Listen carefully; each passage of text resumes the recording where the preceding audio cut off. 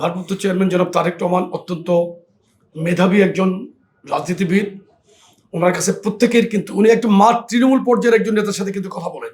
দেখেন কালকে লামিয়া আত্মহত্যা করলো, ওখানে কিন্তু আমাদের প্রতিনিধি দল গিয়েছে, চেয়ারম্যান সাহেব সরাসরি প্রতিনিধি দল পাঠিয়েছেন। মাগুরাতে ভিকটিম পরিবারের সাথে কথা বলেছেন।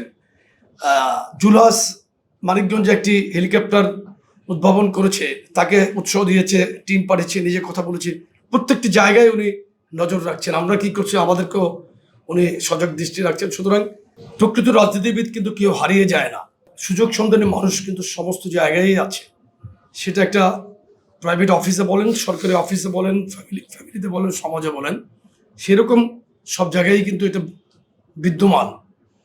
এবং এটা পৃথিবী সৃষ্টির পর থেকেই কিন্তু সুযোগ সন্ধানী মানুষের বিভিন্ন ঘটনা আমরা জানি, আপনারাও জানেন।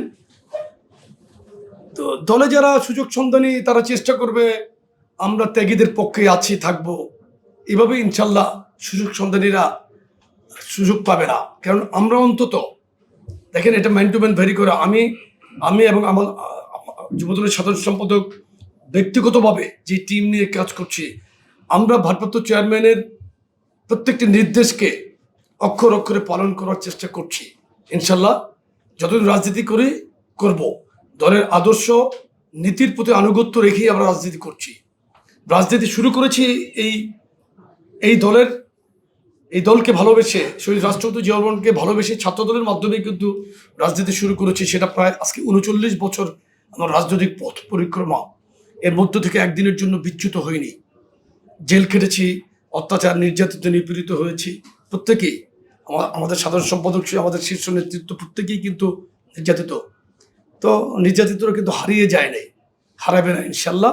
কিছু ঘটনা থাকতেই পারে, সুযোগ সন্ধানে কিছু সুযোগ নিতেই পারে, কিন্তু এটা আমাদের নজর আসা মাত্রই কিন্তু আমরা অন্তত যুবদল এটাকে সুযোগ দিচ্ছে না।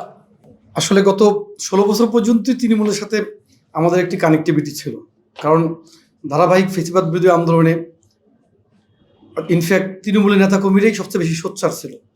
তাদের সাথে বিদ্যমান সম্পর্ক আমাদের রয়েছে। এই সম্পর্ককে আমরা আগামী দিনের যে কোনো সংকটে যদি প্রয়োজন হয় রাজপথে আন্দোলন করার, সেক্ষেত্রে ধারাবাহিকভাবে তারা তো আমাদের সাথে একটি কানেক্টিভিটি রক্ষা করছে, আমরাও রক্ষা করছি। তো সেক্ষেত্রে এটা তো আমাদের আছেই, ভবিষ্যতে এটা প্রয়োজনে আরও বাড়বে এবং অতীতের মতন ভবিষ্যতে তারা সোচ্চার থাকবে, সচেষ্ট থাকবে। যে সংগ্রাম, এই সংগ্রাম তো আমাদের চলমান এবং দাবি এখন পর্যন্ত আদায় হয়নি।